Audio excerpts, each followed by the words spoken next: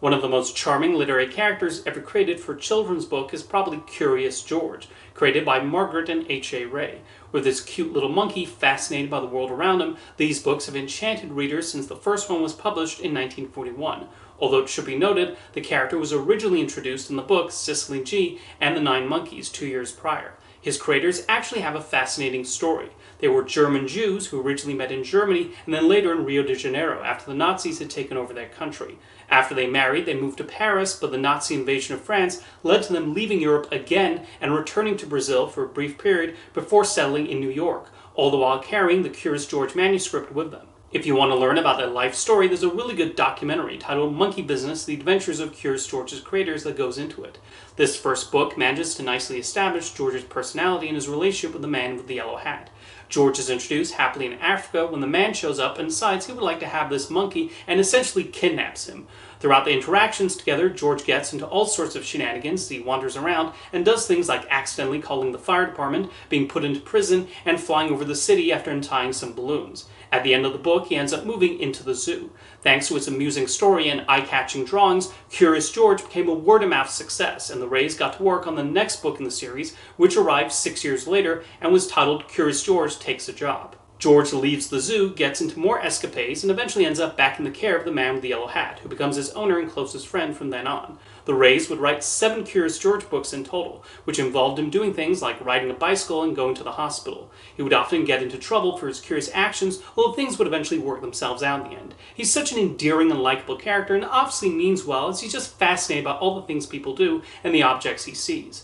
It's easy to see why these books became so popular among children and their parents. Not surprisingly, there was interest in adapting the books for the screen. The first was apparently an animated short based on Curious George Rides a Bike, produced by Westonwood Studios in 1958, although I can only find the version they made in the 2000s, which is basically someone reading the book out loud.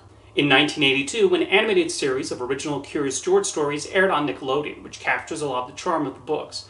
Running about 4 minutes, it used a minimal animation style, and the stories the writers came up with fit right at home with what you might see in the books, although it should be noted that Margaret Ray was very involved in developing the series. Despite the length, they still managed to tell complete stories that showed George getting into his usual antics. Following its run on Nickelodeon, the series would then jump to Disney Channel, where it was rerun for several years. The early 80s also saw the release of 2 stop-motion animated shorts based on the first book and Curious George Goes to the Hospital.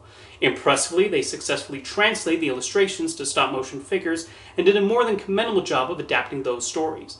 The models and puppets have a lot of impressive attention to detail and give the shorts a nice colorful appearance. June Foray provided narration, and these were even among the earliest credits for voice actor Corey Burton. They stuck closely to the books and were able to retain the humor and smile-worthy moments, and the results are certainly delightful. In 1990, Ron Howard and Brian Grazer's production company, Imagine Entertainment, acquired the rights to produce a Curious George movie. They teamed up with Universal to release the movie, and it would then spend over a decade in development. The initial plan was to do it as a live-action film, and the production would go through several writers and directors as they tried to figure out a way to adapt the stories into a feature-length film. William Goldman was one such writer, and he reportedly wrote a draft that was surprisingly dark and far away from what the producers were looking for. As for directors, at one point, future Cats and Dogs director Larry Guterman became attached.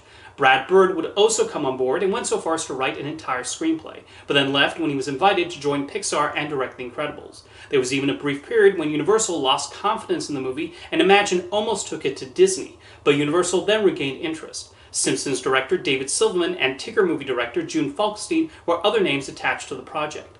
Like I said, the original idea was to make it in live action, possibly with a real monkey or an animatronic, and then technology got to a point where they considered doing it as a live action CG hybrid. Following the success of Shrek, the producers changed their minds again and decided to make it as a fully computer animated film. Finally, Ron Howard realized that the best way to preserve the look of the books was to make Curious George a hand-drawn animated film, and this was during a period when Hollywood studios was starting to move away from the art form and invest heavily in CGI. So it says something about Howard's sway with Universal that he was able to convince them that this would be the best and most appropriate route to take. Matthew O'Callaghan was hired to direct, and Ken Kaufman was able to complete a screenplay that satisfied everyone. And the final result ended up a film that perfectly captured the character and his stories while also making the needed adjustments to sustain a feature film. One of the biggest decisions made was to expand on the man with the yellow hat, who was given the name Ted and works in a museum. Unlike the book, where he stuffs George into a bag and takes him to America, George instead follows him back, and then a lot of the film has him deal with this monkey suddenly in his care. They managed to retain a number of familiar scenes from the books, like George flying on balloons and painting an apartment with jungle drawings, and also create an engaging story where we see the friendship grow between George and the man in the yellow hat. The filmmakers don't make any attempt to appeal to an older crowd, instead focusing on telling a good story that would delight children and hopefully entertain anyone taking them. The animation is beautiful, showing that Howard made the right decision to use this style. While there are the celebrity names common in Hollywood animated films, none of them distract. Will Ferrell seems like a surprising choice to voice the man with the yellow hat, but he actually fits the role exceptionally well, depicting his worry about the antics George gets into and handling the sweeter moments too. And to voice George, they hired Frank Welker, who's pretty much the go-to voice for animated primates, and as usual, he does a wonderful job of choosing the right sounds as George wanders through the city looking at everything around him. The animators also helped in showcasing all of his thoughts and expressions. The comedic set pieces perfectly fit George's personality, the Jack Johnson songs are very catchy, and the movie becomes an incredibly delightful experience. Even though the movie did not make its money back in its theatrical release, DVD sales, and especially the soundtrack, helped it become profitable for Universal, and it quickly launched a franchise. Only 7 months after the movie's release, a Curious George television series premiered on PBS and became a big hit. The show ran for an impressive 9 seasons on PBS before eventually moving to Universal's streaming service Peacock. In total, the show has 15 seasons, which is pretty remarkable. I've watched a couple of episodes and they're indeed quite enjoyable. While obviously pitched to a very young audience, there's a clear respect for their intelligence, and the stories are creatively written as George gets in some scrape and tries to solve whatever problem arrives his way. There's something sweet about how George keeps making friends with people in the city. The types of conflicts are just right, and the animation continues to be nice to look at. Having given some of those episodes a look, I can see why the show has run for so long and found appeal among the children tuning into PBS. There have also been 5 sequels released either direct-to-video or straight to Peacock. I've only watched the second and third films, which put George into some big adventure. In Curious George 2, he tries to help an elephant who misses her parents, and the man in the yellow hat gets roped into it. It's a pretty standard adventure with not much that stood out to me, but George's likability remains. Then in the third movie, George goes to outer space and through a couple of mishaps winds up back in Africa, and we see the chaos that stems from this. I had fun with this sequel and the shenanigans George got into. While that monkey has been largely on the small screen for the past several years, there have still been attempts to get another theatrical movie off the ground. In 2010, shortly after the release of Despicable Me, the Los Angeles Times reported that Illumination was developing a Curious George movie, with Chris Meledandri later revealing that it would be a live-action movie with a CG George, like they did with the movie Hop. However, this never went past the writing stage. Illumination moved away from live action, and it was ultimately abandoned.